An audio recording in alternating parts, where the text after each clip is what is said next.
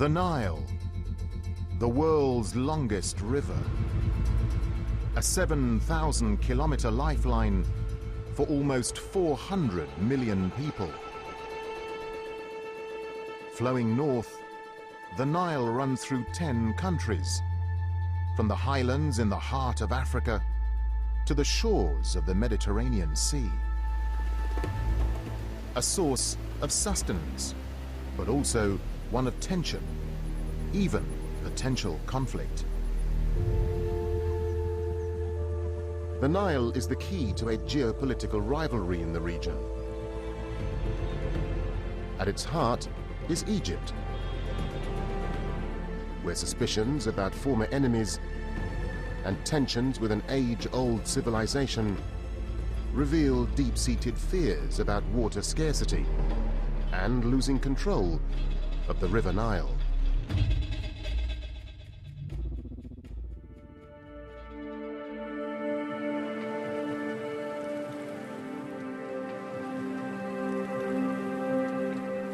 Alexandria, Egypt's main city on the Mediterranean.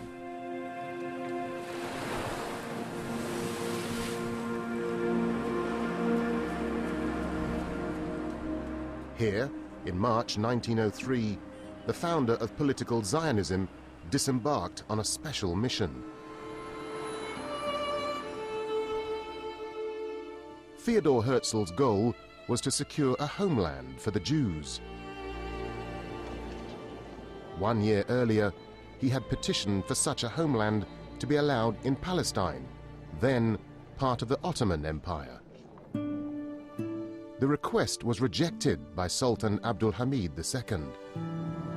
So, Herzl took a contingency plan to Egypt, a country then under British occupation.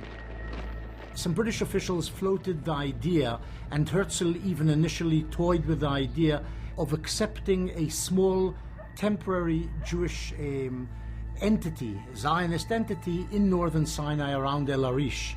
The Zionists said, well, it's a step from there to Palestine, so it brings us closer to the homeland.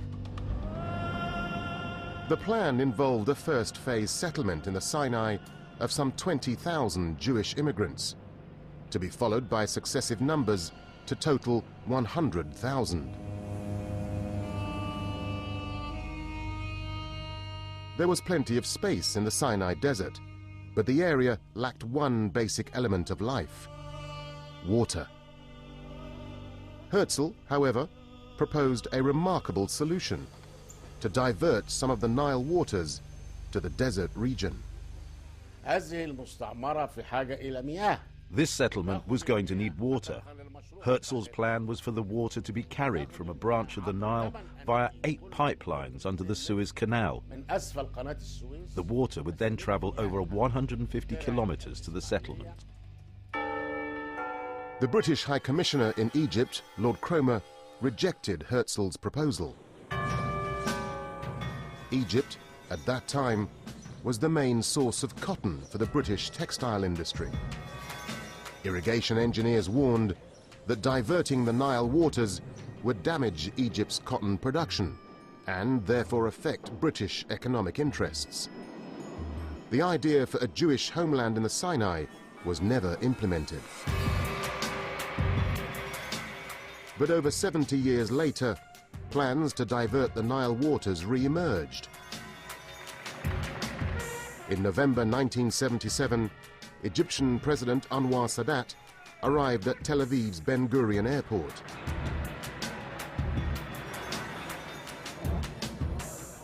The visit marked the start of peace negotiations between Sadat and the Israeli Prime Minister Menachem Begin. Israel was in a strong bargaining position, occupying the Sinai, Jerusalem, the West Bank, Gaza, and the Golan Heights. Sadat wanted the Arab land back, but had fewer bargaining chips. He definitely wanted a comprehensive peace.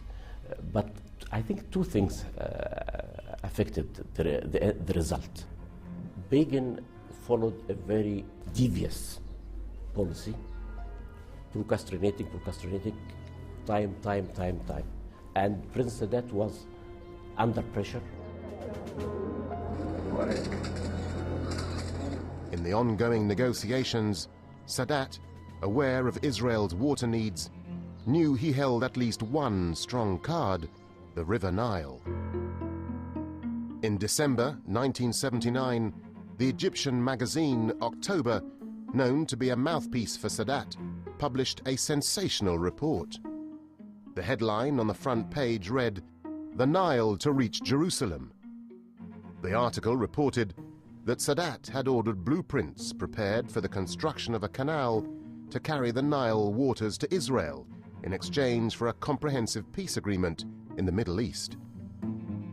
Well, there were these dreams about, Egyptian-Israeli cooperation and peace that will be prevailed in this region, and, people thought that there are no limits. So some people start thinking in these terms, that the Nile should be used for Sinai Peninsula and maybe also to Israel. To the friendship between the peoples of Egypt and the peoples of Israel. The two countries made peace, but any plan to divert the Nile to Israel never materialized. To this day, many Egyptians believe the reported offer was more a negotiating ploy than a meaningful proposition. This was a good trick played by Sadat. He gave the Israelis false hope in order to secure the signing of the peace accord. But he never planned to implement the Nile offer. But the Nile waters were eventually diverted. In January 1997, Sadat's successor, Hosni Mubarak, officially opened a tunnel carrying Nile waters under the Suez Canal. The waters flowed into the so-called Peace Canal, extending into the Sinai.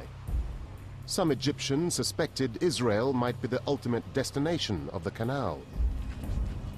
At the inauguration ceremony, Mubarak seemed to address such suspicions.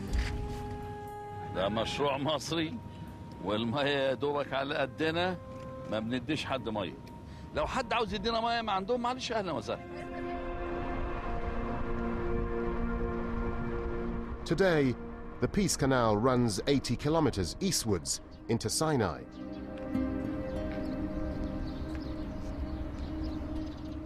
It allows for the irrigation and development of farmland reclaimed from the desert.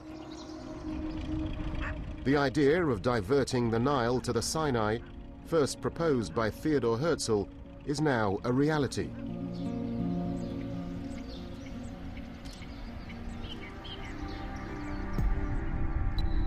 Just 115 kilometers from the end of the canal and across Egypt's international border is the Negev desert.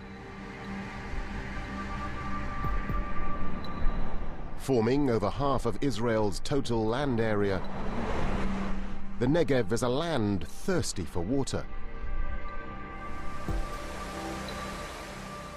The Israelis have sought to manage their limited water sources and deny the need for the extension of the Peace Canal, saying it would be surplus to requirement. If you are talking about the relation between the Nile and Israel, there are no such relations. And we don't see that we are going to use this water in the future. We solve our own problems in the Negev, in the south, with no connection with the Nile.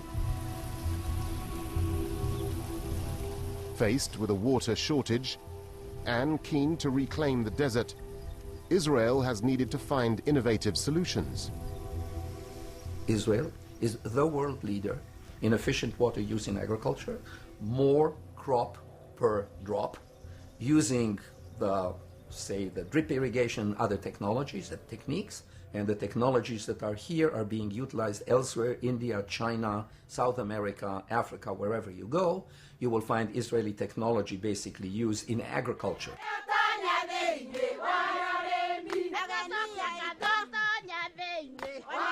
Israel's ambassador to Kenya, Jacob Kaida, arrives to a warm welcome from local farmers in the village of Gorati on the outskirts of Nairobi. He's clear on his assignment. The basic idea is to assist communities of farmers to achieve much more yield, much more crops, with less labor, with less water, and even with less fertilizers and pesticides. These women farmers are beneficiaries of this assistance. By passing on its know-how and donating equipment, Israel is empowering local communities in Africa and winning friends. We are so impressed with them because they are genuine friends who go right down to see the needs of the people. And so for us in this village, we are very happy with them. But others in Africa believe Israel's presence there, particularly in upstream Nile countries like Kenya, has more to do with politics than aid. إسرائيل ليست مؤسسة خيرية. Israel is not a charity. الكلام عن إسرائيل بأنها تسعى. It seeks to harm Egypt. There is nothing new in that. بمصر كلام ساذج. It's the nature of Israeli politics. لأنه And if it didn't operate in that way, طبع السياسة الإسرائيلية. then it would not be Israel. فهي غير إسرائيل. Since its establishment in 1948, surrounded by hostile Arab neighbors, Israel has sought friends where it can. In Africa, Israel built relations with newly independent non-Arab states. Egypt grew increasingly concerned about Israel's activities on the continent. They suspected the Israelis of trying to politically outflank Egypt by befriending countries that could influence the flow of Egypt's lifeline, the River Nile.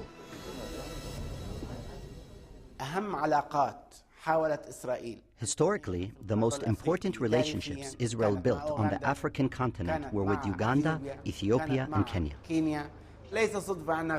And it's no coincidence that all of them are upstream countries where the Nile originates.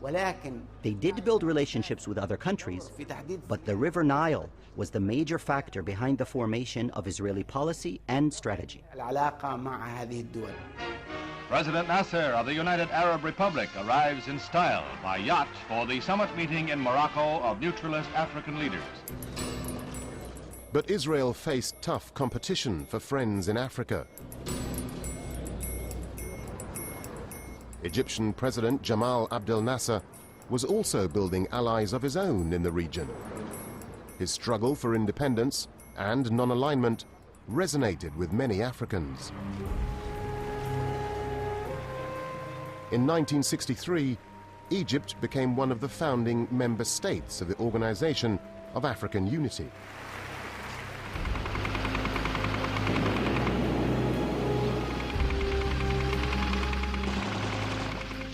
Following the 1967 war, the organization condemned Israel's occupation of parts of Egypt and other Arab countries, and demanded the withdrawal of Israeli troops from all occupied Arab territories.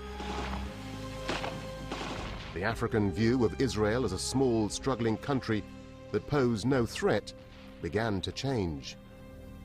Israel was very weak at that point, and clearly it couldn't do anything about Egyptian role in Africa.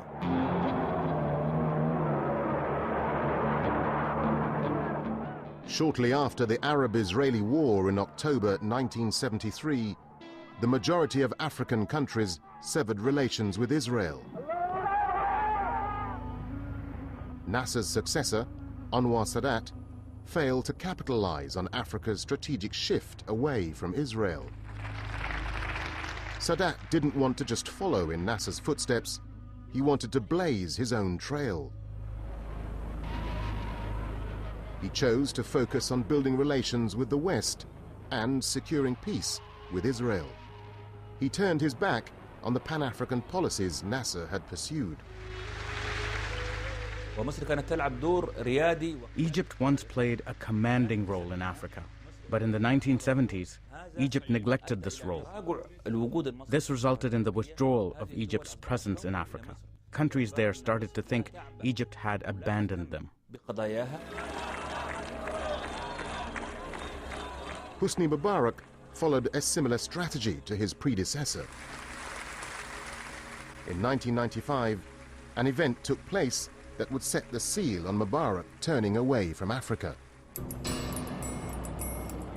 In June of that year, arriving in the Ethiopian capital Addis Ababa to attend an African summit, Mubarak's motorcade was ambushed by Islamist militants here on the airport road.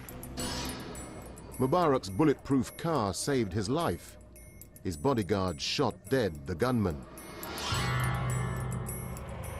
Following this attack, and for the rest of his term in office, Mubarak chose to send ministers or delegates to African summits, rather than attending himself. Egypt's friends in the region believe this presidential absence was a strategic error, allowing Israel to once again gain a political foothold in Africa.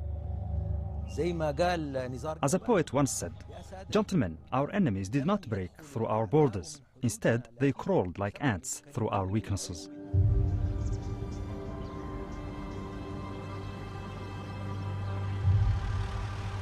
By the 1990s, many of the upstream Nile Basin countries had re-established diplomatic relations with Israel and reopened their embassies in Tel Aviv.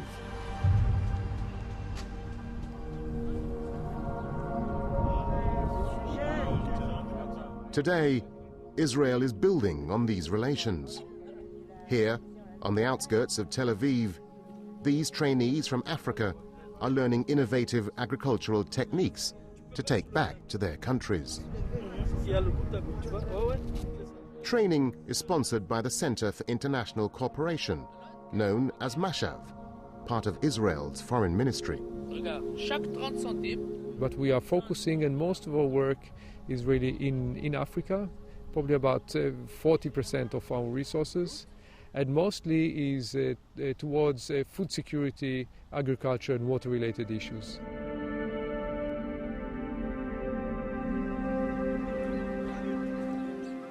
Beyond training programs in Israel, Mashav also takes its aid overseas.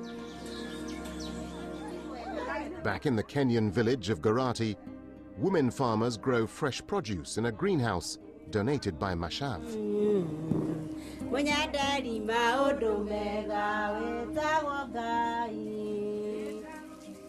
The greenhouse, which enables the women to earn a living, was officially donated to them by Israeli Foreign Minister Avigdor Lieberman.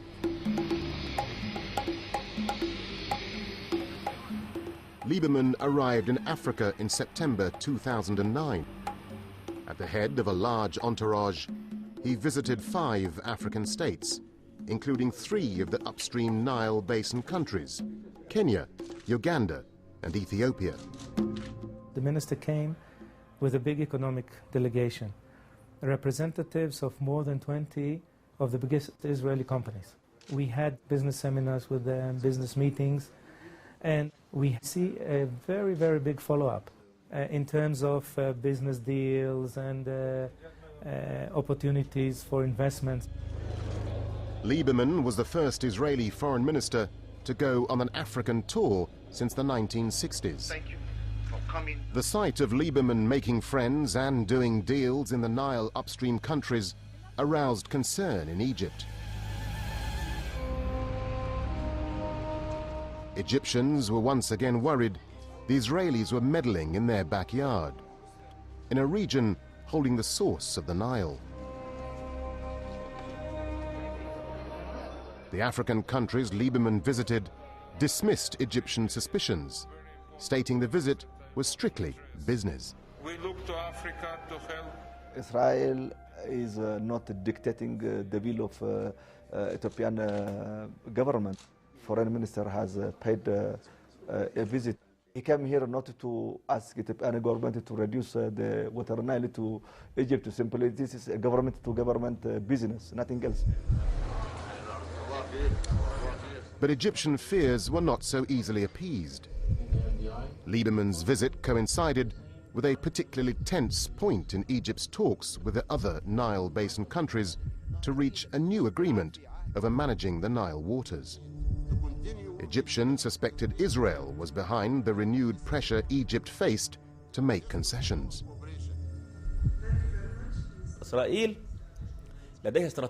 Israel has had a clear strategy since it was established. So it focuses on having a presence in the upstream Nile countries to create problems for Egypt on the issue of water, to encircle Egypt and create internal difficulties. Because if Egypt has a water crisis, then it will have a development problem and a national security issue. It will not be able to guarantee a better life for Egyptians, and therefore it will be preoccupied with internal problems. That is Israel's goal.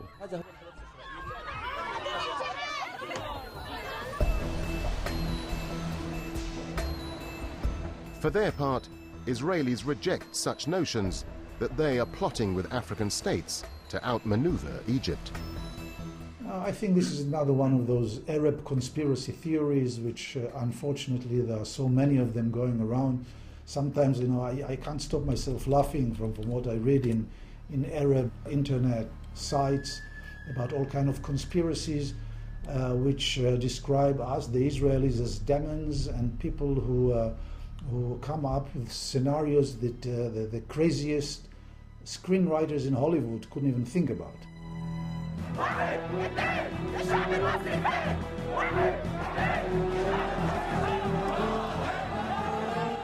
In early 2011, Egyptians took to the streets in open revolt against the government of Hosni Mubarak.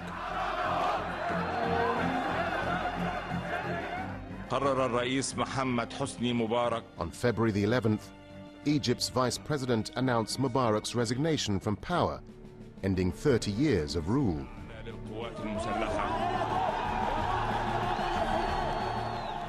Egyptians were exultant. Their complaints had been many. Among them was criticism of Mubarak's failure to engage in constructive diplomacy with the other African states along the Nile. Egypt has been absent from this arena. These 10 states are supposed to be members of the same family, the offspring of one mother, which is the River Nile. They are like brothers, sharing the same lifeline. We should have engaged with them, rather than with the US, Europe, or Asia. These states should be the closest to us, because they share the same life and the same fate.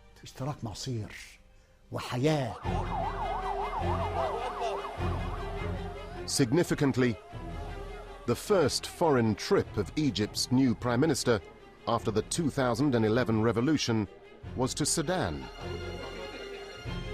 Issam Sharaf led a high-profile delegation of Egyptian ministers. The visit signaled a new diplomatic drive for Egypt in the Nile basin. But the struggle over the Nile will not easily be resolved. It goes back thousands of years. Egypt and another of Africa's oldest civilizations seem to be locked into an increasingly bitter river rivalry.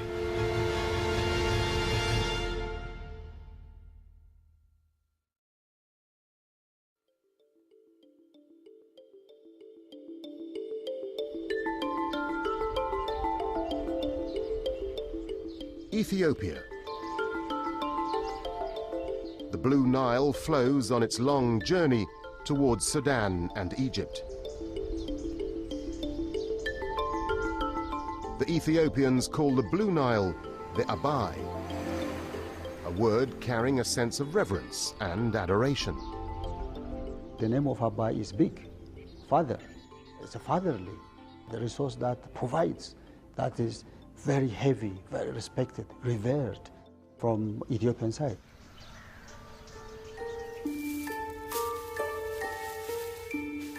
Ajiben Shabibi lives in the village of Zom Amba, close to the Abai, or Blue Nile.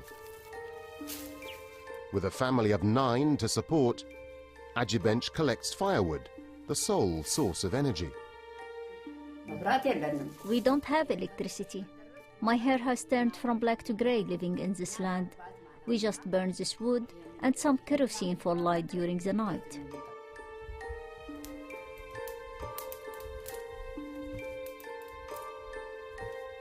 For Ajibench, like more than 80% of Ethiopians, the very thought of a light bulb is a dream.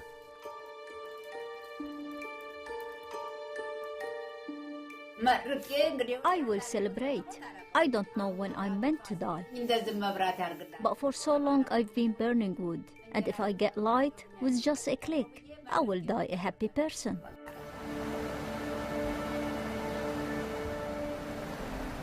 The Nile could help realize the dreams of Ethiopians like Ajibench.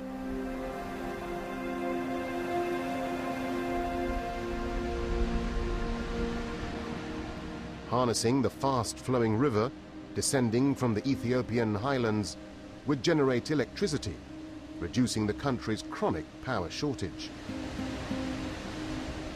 But to date, the full potential of the river remains untapped.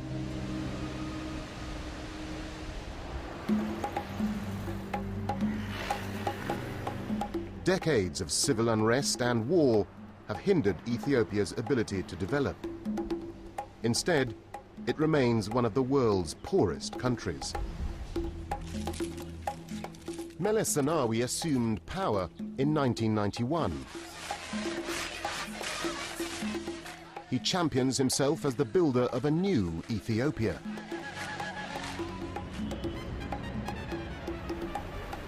Billboards around the capital, Addis Ababa, herald a brighter future, with the construction of dams and hydroelectric power stations. The projects will, quite literally, bring power to the people. One of the big resources we have in Ethiopia is hydro.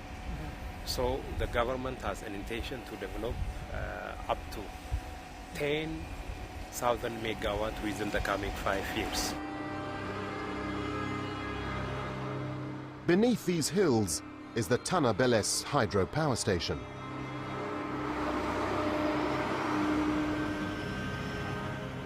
This tunnel will divert the Nile waters over turbines to generate power.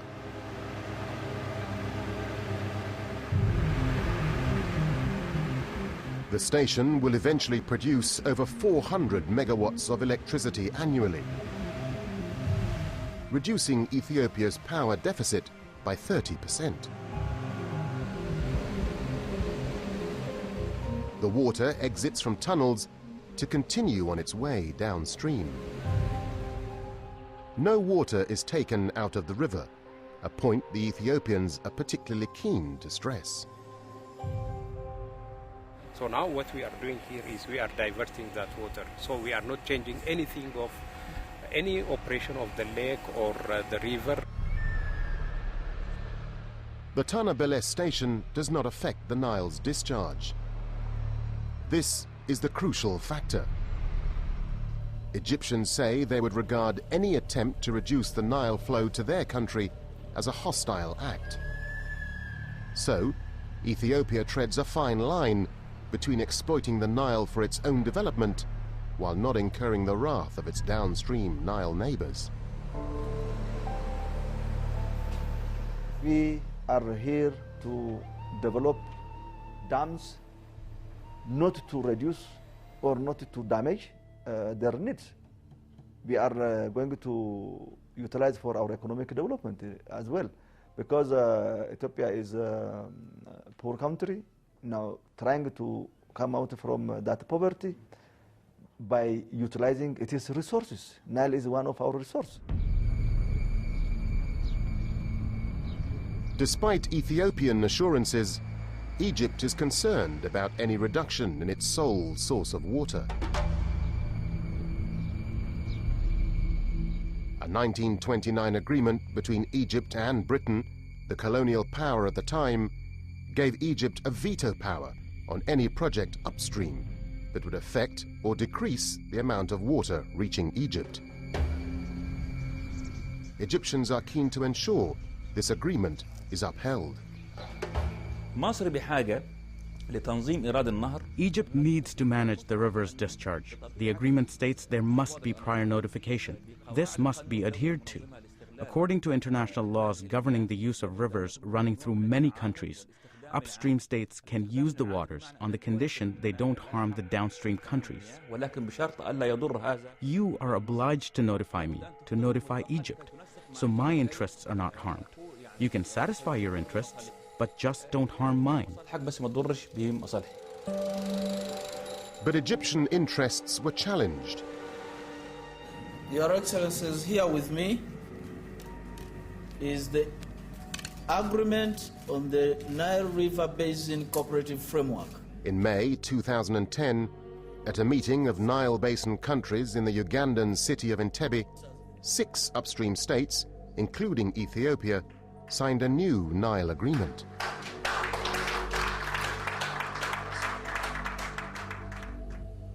The agreement enables upstream countries to implement irrigation and hydropower projects without Egypt being able to exercise the veto power it was given by the 1929 agreement. Egypt will not be able to stop Ethiopia from building dams on the Nile. That is history, and that is not going to be part of the solution. Ethiopia is able and willing to use its own resources to build dams on the Nile. The way forward is not for Egypt to try and stop the unstoppable. The prospect of upstream countries building dams alarms Egyptians, especially if that country happens to be Ethiopia.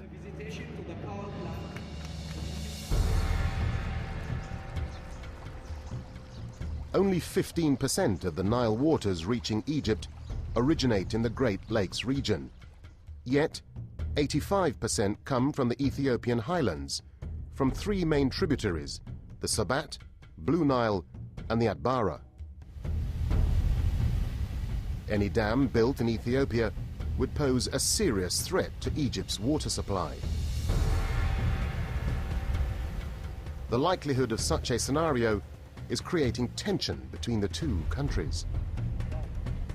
The transparency and consultation was not happening between the 2 countries, might be because of suspicion, because of some unknown fear, I think. But this unknown fear can only be from the Egyptians, because the water is coming from here, from Ethiopia.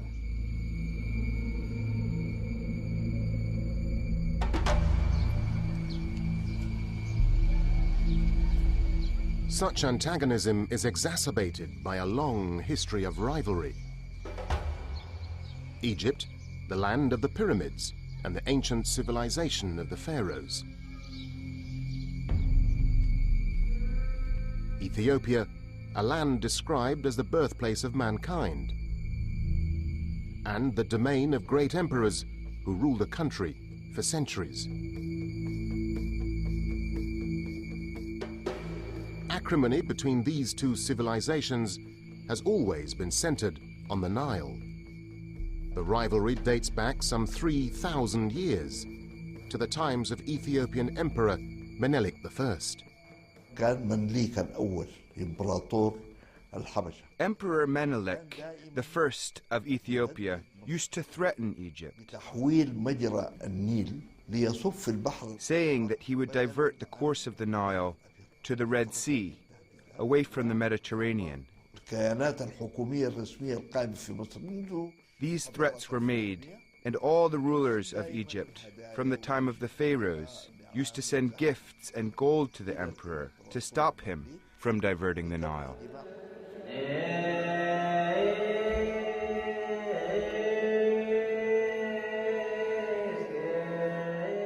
Religious differences have added to the historical tensions. In the 4th century, Ethiopia became a Christian nation, making it one of the oldest Christian states in the world. From the 7th century, Egypt emerged as the heart of the Arab and Islamic world. As the 2 countries adopted different faiths, power politics over the Nile continued down through history. By the time Muhammad Ali began to rule Egypt in 1805, many threats had been made by the Ethiopian emperors to stop the water reaching Egypt. Most were just empty threats, but some were valid. Every time there was a new ruler in Egypt, they would threaten him and blackmail him so that he paid gold to the Ethiopian emperor. Muhammad Ali considered how to eliminate this threat, which was damaging to Egypt's prestige.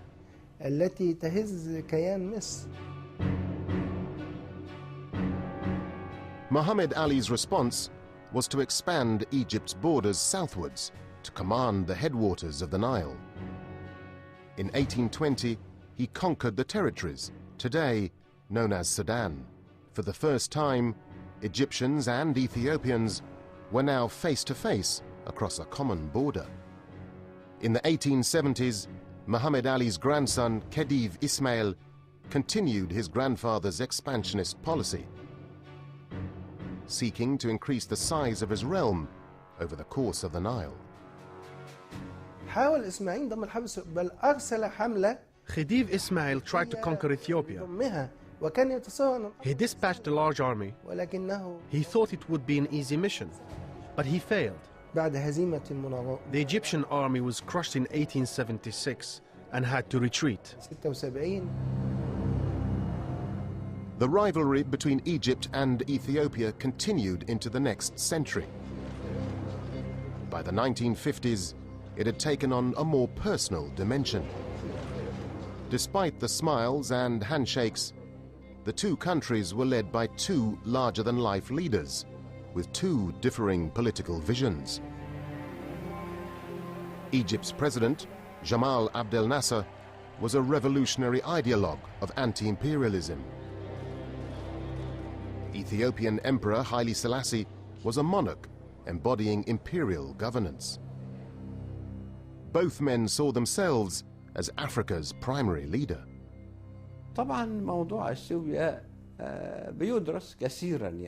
There's been a lot written on Ethiopia because it's a country with a great civilization, like Egypt. And so there was always a feeling that it was equal to Egypt. But Egypt was always more important. Ethiopians never had the same role. In 1959, Egypt and Sudan agreed on dividing the river's waters. Ethiopia was neither invited to the negotiations nor included in the agreement. That Ethiopia was not included was a big mistake. But Ethiopia made it sure that, having also known that such a deal was going on, and Ethiopia was very much opposed to that exclusionist policy. In the 1970s, political changes in each country raised tensions further. Egypt's new president, Anwar Sadat, abandoned both the leftist ideas of his predecessor and relations with the Soviet Union. Instead, he turned to the West. Egypt's new political leaning was endorsed by an official visit from US President Richard Nixon, who received a rapturous welcome in Cairo in June 1974. Ironically, a few months later, Ethiopia would go through a political turnaround of its own. In September 1974, Emperor Haile Selassie was overthrown in a military coup which turned Ethiopia into a communist country. The two countries were right back where they started, in a political standoff on different sides of the Cold War. Once again, the River Nile was at the center of this tension. Egypt's relations with the Soviet Union deteriorated.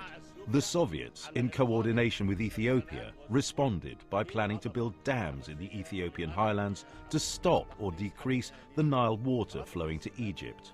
President Sadat answered back, saying Egypt would launch a war and destroy any dams built on the Ethiopian plateau that affected the amount of water reaching Egypt.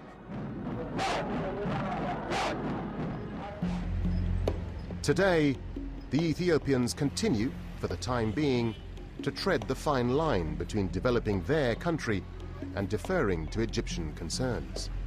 But this could change.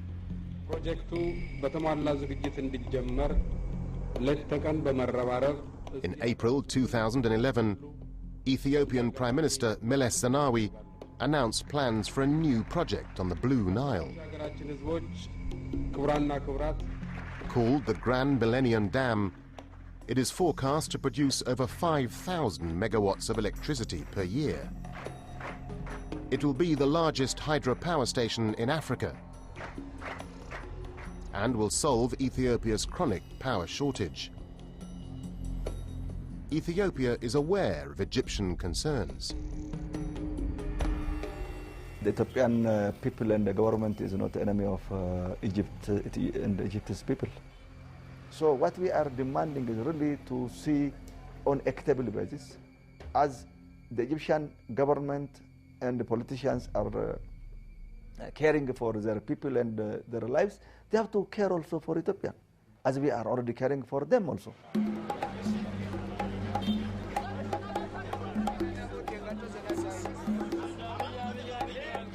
As populations increase and economies develop, demand for the Nile waters is intensifying.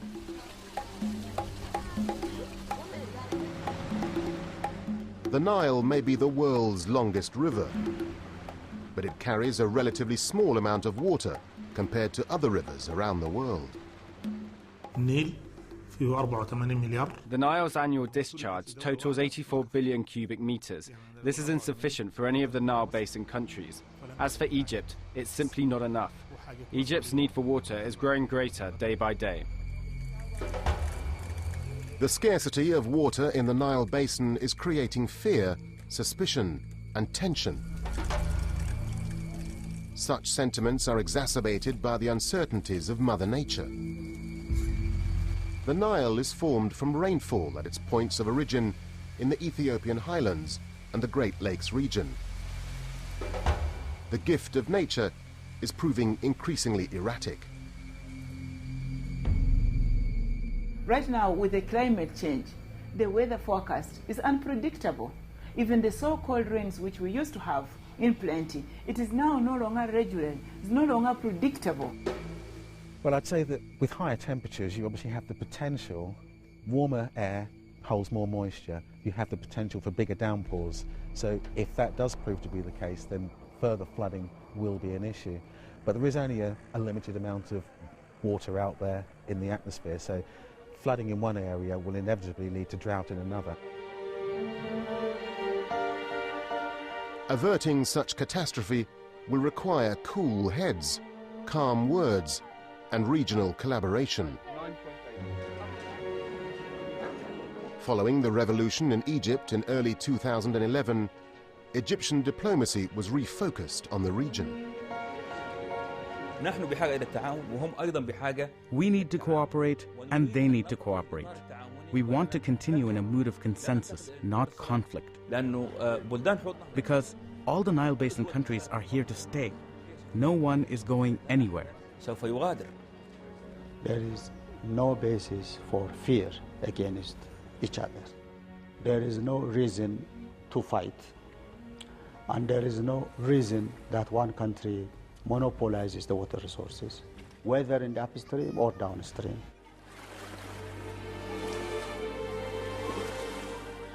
From the Great Lakes of East Africa and the highlands of Ethiopia, through the swamps of the Sud, the arid desert of the Sahara, the fertile valley in Sudan and Egypt, flowing out into the Mediterranean Sea. Millions living along the River Nile dream of a better future.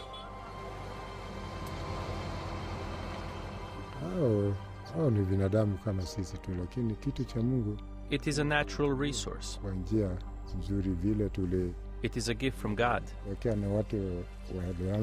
and we must all use it well, just like our forefathers.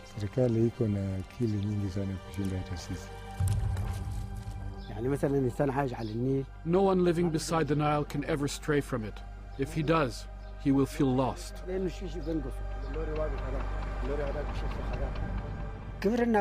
I've lived long enough. I dream of a better future for my kids.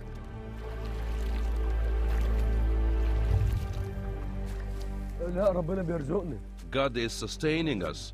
God provides. Everything is good. God's blessing is all around us. As long as there is no war and we are living in peace, we sleep easy. I want to continue with my job. I do like it very much. Not this big, but this big.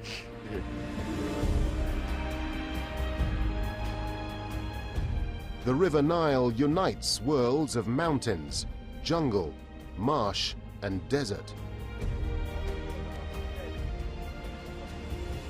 But in the man-made world of nation-states, asserting patriotism and politics,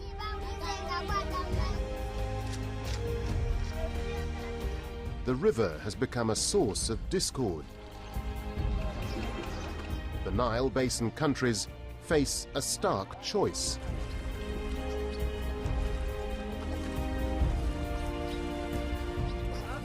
Set aside fears and tensions and cooperate, or run the risk of confrontation and conflict.